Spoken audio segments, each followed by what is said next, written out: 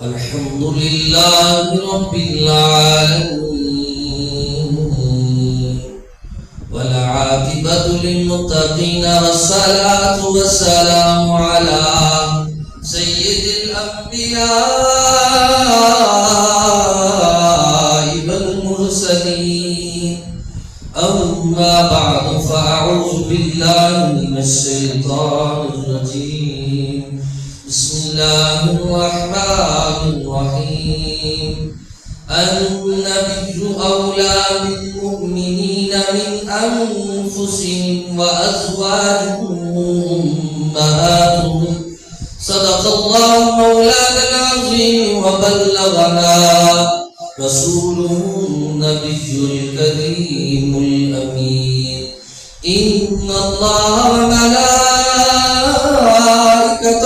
يصلون على النبي يا أيها الذين آمنوا صلوا عليه وسلموا تسليما.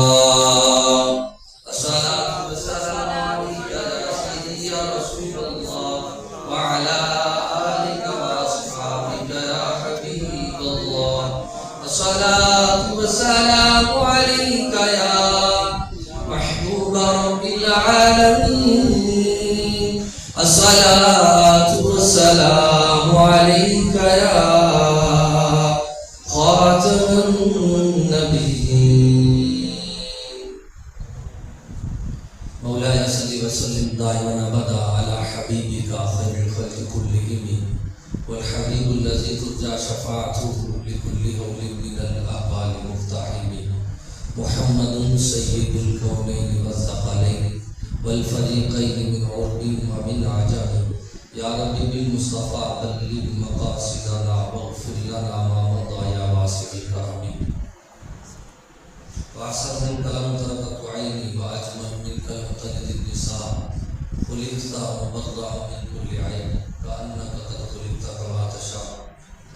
اللہ تعالیٰ کی حمد و ثنا کے بعد حضور نبی اکرم شفیع معزز نور مجسم جانب عالم احمد مصطفیٰ جناب حضرت محمد مصطفیٰ صلی اللہ علیہ وآلہ وسلم کی بارگاہ بقدس و نام میں ہدیہ درود و سلام کے بعد آج ماہ رمضان المبارک کے دوسرا جمعہ کی سعادت مند گھڑیاں اور لمحے ساعتیں ہمارے سر پر ذائع فکر ہے. ان میں نے لب کشائی کے لیے جس موضوع کو سخن کے لیے چنا ہے وہ ہے ماہ رمضان کے اندر وصال باکمال رفیقہ محمد مصطفیٰ صلی اللہ علیہ وآلہ وسلم ام المؤمنین حضرت خدیجہ الکبریٰ رضی اللہ تعالیٰ آپ کی سیرت اور حضور صلی اللہ علیہ وسلم کی وفات کے کچھ گوشے جو ہے وہ آپ کے سامنے رکھوں گا. یہ جہاں اسلام کے اندر شریعت کے اندر مردوں کا بہت کردار رہا ہے کہ جہاں بھی دین اسلام میں ضرورت پڑی تو مردوں نے قربانیاں دی، مگر خواتین میں پہلی خاتون جو اسلام لائی ایمان لائی اور ایمان لا کر جنہوں نے حضور صلی اللہ علیہ وسلم کے ساتھ وفا کرنے کا حق ادا کیا وہ ذات سیدہ ام المومنین حضرت خدیجہ الکبریٰ رضی اللہ تعالیٰ عنہ کی ہے. آپ کا وصال باکمال 10 رمضان المبارک کو یعنی کل کے دن ہوا. حضرت خدیجہ الکبریٰ رضی اللہ تعالیٰ عنہ زمانہ جاہلیت میں پاکیزہ پارسا مطہر طیب زندگی گزار کر اور آپ کا نکاح جو ہے زندگی کے اندر پہلے 2 بار ہوا، دونوں کا وصال ہو گیا. پہلے آپ کے 2 بیٹے تھے، یہاں تک کہ کتابوں کے اندر لکھنے والوں نے لکھا کہ مکے کے بڑے بڑے سردار امیر المؤمنین خدیجہ الکبریٰ رضی اللہ تعالیٰ عنہ کو پیغام نکاح بھیجتے ہیں کیونکہ آپ پارسا بھی تھی، نگاہوں میں شرم و حیا تھی، با پردہ تھی، یہاں تک کہ مکے کی بہت بڑی تاجرہ بھی تھی، یعنی مالدار آپ تھی. لوگ چاہتے تھے مکے کے لوگ کہ کاش ہمارا نکاح اس عورت سے ہو جائے، جو پاکیزہ بھی ہے پاکیزہ بھی ہے. بڑے بڑے مکے کے سرداروں نے، بڑے بڑے امیر نے، بڑے بڑے عمراء اور بڑے بڑے منصب رکھنے والے لوگ پیغام نکاح بیچتے رہے، مگر ام المؤمنین حضرت خدیجہ کبریٰ رضی اللہ تعالیٰ عنہ نے ان کے پیغام نکاح کو قبول نہ فرمایا. اور لکھنے والوں نے لکھا، جن میں شیخ عبدالحق محدث دہلوی، آپ بہت خوبصورت انداز سے لکھتے ہیں کہ آپ نے نکاح کیوں نہ فرمایا، جبکہ پیغام نکاح آتے رہے، آپ قبول کیوں نہ فرماتی تھی. وجوہات میں سے ایک وجہ مصنوع لکھتے ہیں کہ مکے کے اندر کعبے کے سائے میں خواتین کا ایک میلہ لگا کرتا تھا، جہاں فقط خواتین آیا کرتی تھی. ان میں ام المؤمنین حضرت خدیجہ کبریٰ رضی اللہ تعالیٰ عنہا بھی تھی.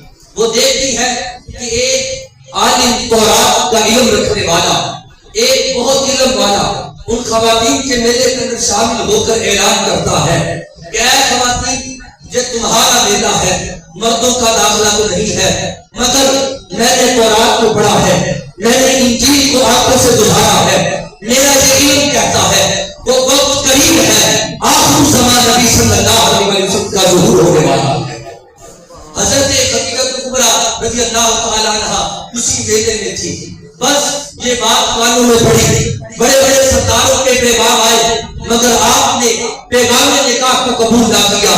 یہاں تک کہ مکے کے اندر ایک نوجوان بااخلاق، جسے لوگ صادق الامین کے نام سے جانتے ہیں، جن کا نام محمد ہے، جو دیکھنے میں ایک ایسا پروکار ہے جس کا حسن بے مثال ہے، جس کی جمیعت میں باکمال ہے، وہ مصطفیٰ صلی اللہ علیہ وسلم کہ جو مکے کے اندر اس جہالت کے اندر کہ جہاں دائیں بائیں ہر طرف جہالت تھی، ان کے اندر ایک وجود تھا، وہ وجود مصطفیٰ تھا کہ جسے اللہ تعالیٰ نے ہر عیب سے پاک رکھا تھا. حضرت خدیجہ کبریٰ رضی اللہ عنہا کا جب یہ خبر آپ تک پہنچتی ہے، آپ کی نگاہ حسن مصطفیٰ پر پڑتی ہے، دل ہی دل میں کہنے لگی، لگتا ہے یہی وہ نبی ہے جو آخر زمان نبی ہے. پھر انتظار کرنے لگی. حضرت خدیجہ کبریٰ رضی اللہ تعالیٰ عنہ کی ایک لونڈی تھی جس کا نام نفیسہ تھا.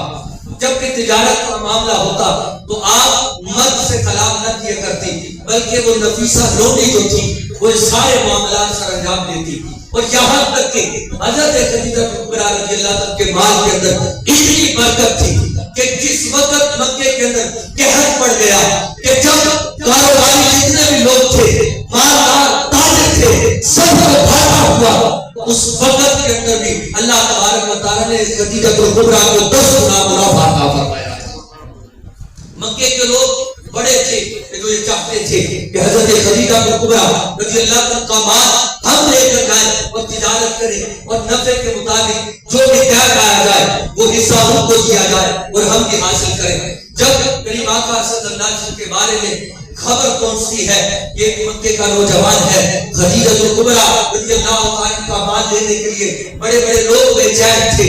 حضرت سیدنا ابو طالب، حضور صلی اللہ علیہ وسلم کے چچا ابو طالب نے خود حضور صلی اللہ علیہ وسلم کو فرمایا کہ تم بھی ایسا کرو کہ خدیجہ کا مال تم لے جاؤ، تم تجارت کرو. مگر نبی اکرم صلی اللہ علیہ وسلم نے فرمایا، اے چچا جان، میں خود نہیں جاؤں گا جب تک وہ خود مجھے پیغام نہیں بھیجتی. یہاں تک کہ جب آپ کی صداقت اور آپ کے امین ہونے کی بات بہت دور تک پہنچی، حضرت خدیجہ نے اپنی لونڈی نفیسہ کے ہاتھ میں پیغام بھیجا کہ جاؤ اس خوبصورت نوجوان کے پاس اور بااخلاق اس نوجوان کے پاس، اسے جا کر کہو خدیجہ چاہتی ہے کہ میرے مال کی تجارت تم کرو. جب یہ پیغام پہنچتا ہے، نبی اکرم صلی اللہ علیہ وسلم نے فرمایا، اچھا میں اپنے چچا سے مشورہ کروں گا.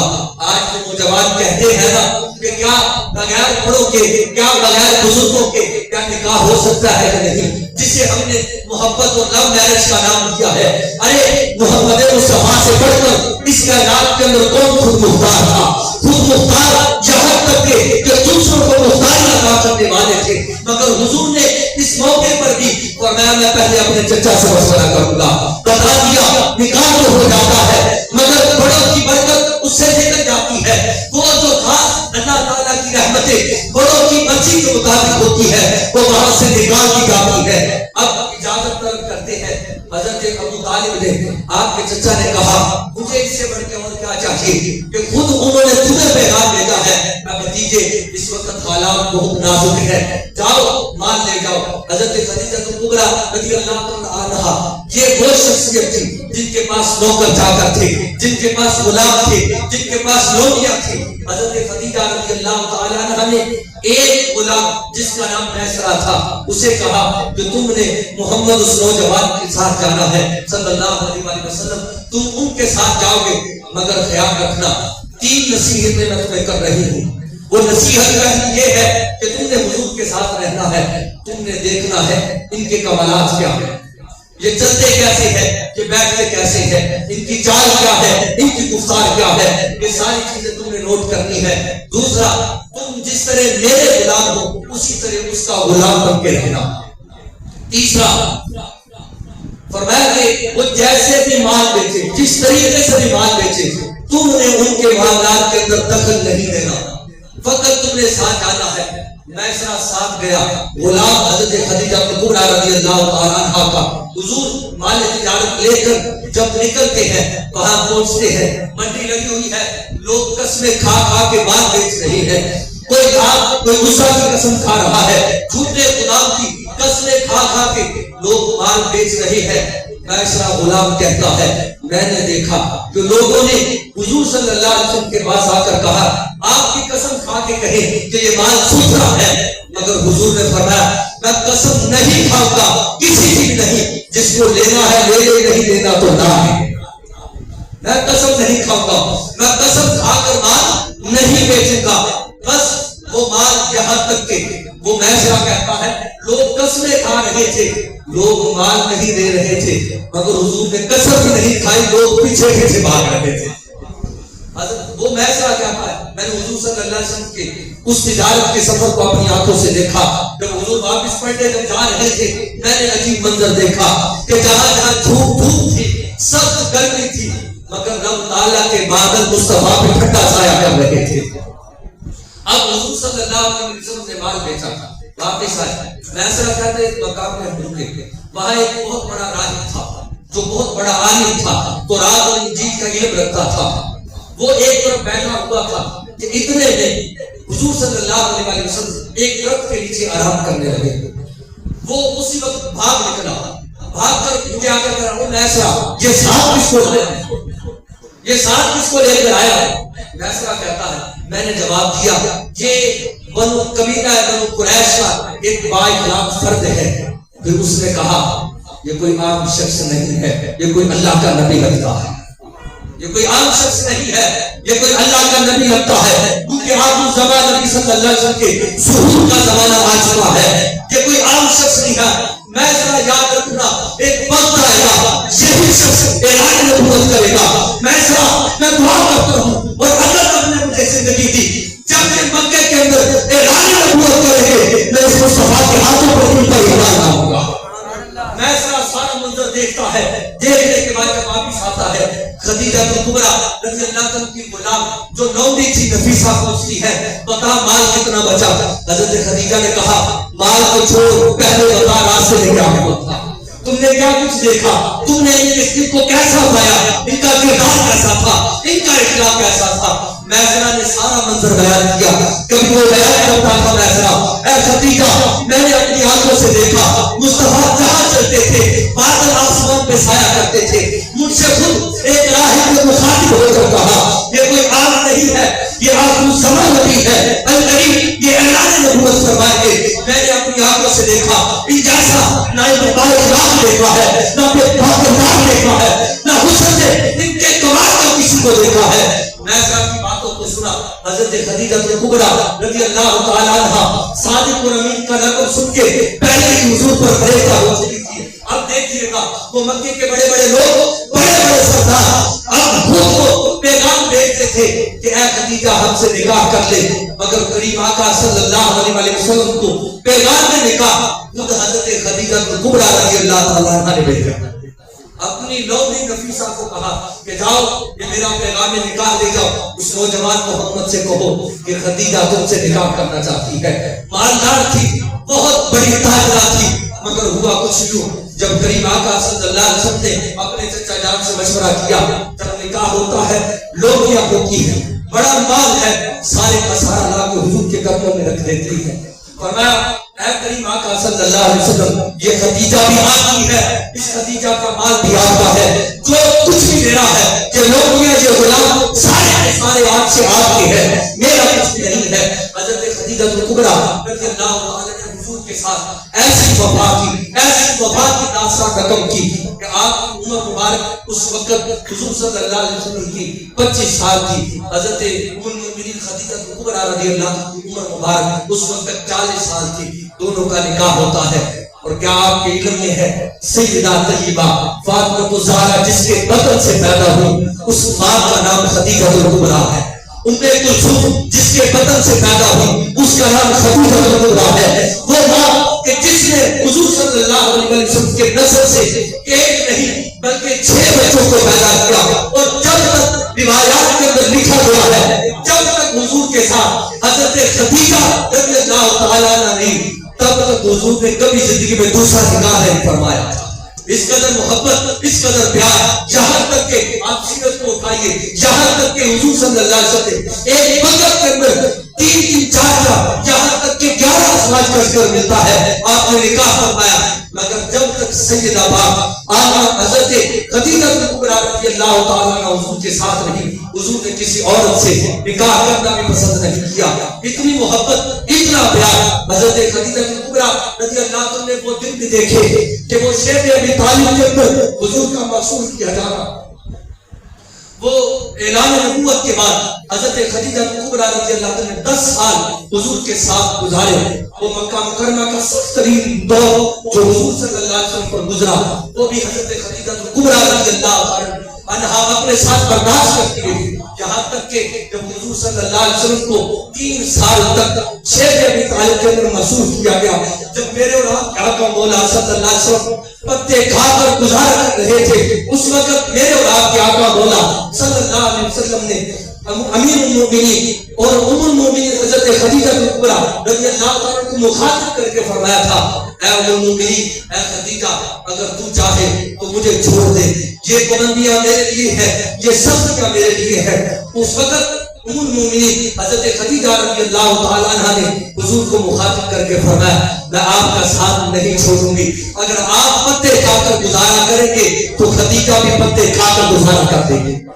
وہ 3 سال تک مقصود رہنا، پھر 10 سال گزرے، مکہ مکرمہ کا سخت دور تھا کہ جس وقت حضور صلی اللہ علیہ وسلم پر ظلم اٹھائے گئے، ہر میدان میں، ہر مقام پہ ام المومنین حضرت خدیجہ کبریٰ رضی اللہ تعالیٰ عنہا حضور کے ساتھ شادہ بچانا رہی، اور کس قدر محبت، کس قدر پیار کہ ایک مرتبہ حضرت حلیمہ سعدیہ رضی اللہ تعالیٰ عنہا رضائی ماں حضور کی ملنے کے لیے آ گئی۔ حضرت خدیجہ آگے بڑھی، آگے بڑھ کر خدمت کی۔ ہمارے ہاتھ ماں کی خدمت کا کوئی رواج نہیں رہا، وہ کہہ دیتی ہے کہ اب یہ تمہاری ماں ہے، تمہارا باپ ہے، تم ہی جانو، مگر حضرت خدیجہ نے ان کی خدمت کی، اور خدمت کرنے کے بعد جب آپ جانے لگی تو تحفے کے اندر حضرت خدیجہ نے آپ کو 40 بکریاں اور 1 اونٹ عنایت کیا، فرمایا یہ میری طرف سے تحفہ ہے، آپ میری ماں ہے۔ اور محبت کس قدر تھی، محبت کا عالم کیا تھا، محبت کا معیار کیا تھا، کتابوں کے اندر لکھا۔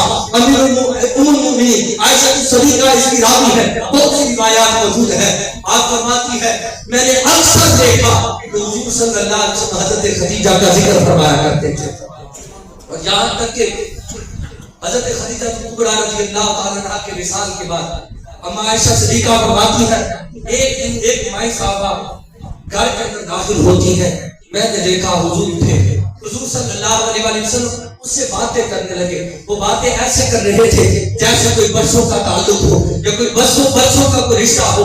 جب وہ جانے لگی تو حضور صلی اللہ علیہ وسلم نے اس مائی صاحبہ کو بہت سے تحائف بھی دیے، وہ چلے گئی۔ اما عائشہ صدیقہ فرماتی ہے میرے دل میں خیال آیا یہ کوئی عام نہیں، کوئی خاص ہی لگتی ہے، تو میرے دل میں ابھی سوال بھی تھا، تو فوراً حضور نے فرمایا عائشہ تم سوچ رہی ہوگی کہ یہ آنے والی قوم ہے، آنکھوں پہ آنسو تھے، اور آنسوؤں کا خراج پیش کرتے ہوئے میرے اور آپ کے آقا مولا صلی اللہ علیہ وسلم نے ام المومنین عائشہ صدیقہ کو مخاطب کر کے فرمایا یہ آنے والی خدیجہ کی سہیلی تھی، یہ بڑی غریب تھی. جب یہ خدیجہ کے پاس آتی تھی تو اسی طرح وہ اس کا دل بہلاتی تھی اور جاتے ہوئے اسے تحفے دیا کرتی تھی. آج مجھے ملنے آئی ہے، آج مجھے خدیجہ کی یاد آ رہی ہے. ام المومنین حضرت خدیجہ الکبریٰ رضی اللہ تعالیٰ عنہ نے مشکل وقت حضور کے ساتھ گزارا، وہ کٹھن لمحات حضور کے ساتھ گزارے، جہاں تک کہ جب مکی دور 10 سالہ حضور کے ساتھ اعلان نبوت کے بعد گزرتا ہے، خدیجہ الکبریٰ رضی اللہ تعالیٰ عنہ اما بیمار ہوتی ہے. ام المومنین جب بیمار ہوتی ہے حضور صلی اللہ علیہ وسلم کو مخاطب کر کے عرض کرتی ہے، بلاتی ہے کہ مجھے حضور سے ملنا ہے، بخار ایسا آیا، طبیعت بگڑنے لگی، خبر ہو گئی کہ شاید اب چند دن یا چند گھڑیاں میرے پاس باقی ہے. حضور کو مخاطب کر کے خدیجہ الکبریٰ رضی اللہ تعالیٰ عنہ عرض کرتی ہیں، اے میرے سرکار، اے محمد، آپ اللہ کے نبی ہیں، میں آپ کی خدمت کا حق ادا نہ کر سکی. جب یہ بات کریم آقا صلی اللہ علیہ وسلم سنی، حضور کی آنکھوں سے آنسو جاری ہو گئے، رونے لگے، آنسو کی جڑیاں لگ گئی. کریم آقا صلی اللہ علیہ وسلم نے خدیجہ الکبریٰ رضی اللہ تعالیٰ عنہ کو مخاطب کر کے فرمایا، اے خدیجہ، میں بھی راضی ہوں، میرا رب بھی تم پہ راضی ہے، اور میرے رب نے مجھ سے وعدہ کیا ہے کہ قیامت کے دن جنت میں جو تیری زوجہ بنے گی وہ خدیجہ ہو. رب تعالیٰ نے تجھے اتنا پسند کیا ہے.